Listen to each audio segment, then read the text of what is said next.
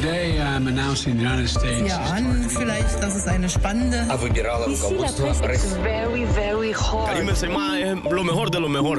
Europe 1. Et évidemment, on commence par l'Irlande dans cette revue de presse internationale. Bonjour Laura Taouchanoff. Bonjour. De quoi parle-t-on chez vous ?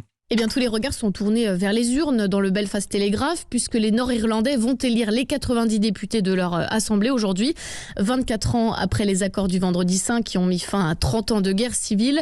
Le Sinn Féin, parti pro-réunification, pourrait arriver en tête. Alors, qu'est-ce qu'un Premier ministre du Sinn Féin changerait, questionne l'Irish Times ? Eh bien, pas grand-chose dans les faits, puisque les accords de paix prévoient justement un partage du pouvoir entre unionistes majoritairement protestants et nationalistes plutôt catholiques. Mais c'est le symbole qui est fort, là, souligne The Examiner, puisque ce n'est jamais arrivé.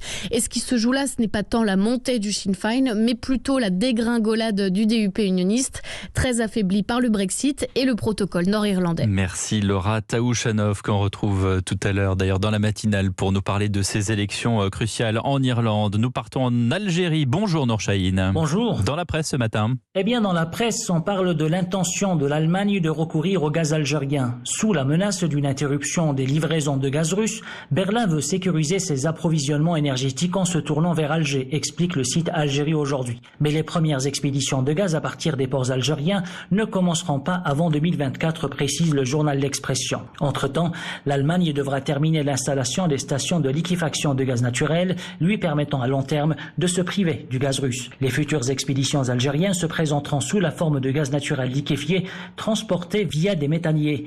Le site Zaïr Daily rappelle pour sa part que cette situation est profitable à l'Algérie, qui bénéficie de la hausse de la demande en gaz ainsi que de l'envolée des prix sur les marchés. Merci Nour Chahine. À Alger pour Europe 1, direction Rome. Bonjour Antonino Gallo-Faro. Bonjour. Un sujet de discussion chez vous aujourd'hui. C'est l'échange à distance entre le pape François et le patriarche russe Cyril qui intéresse les médias ici ce matin.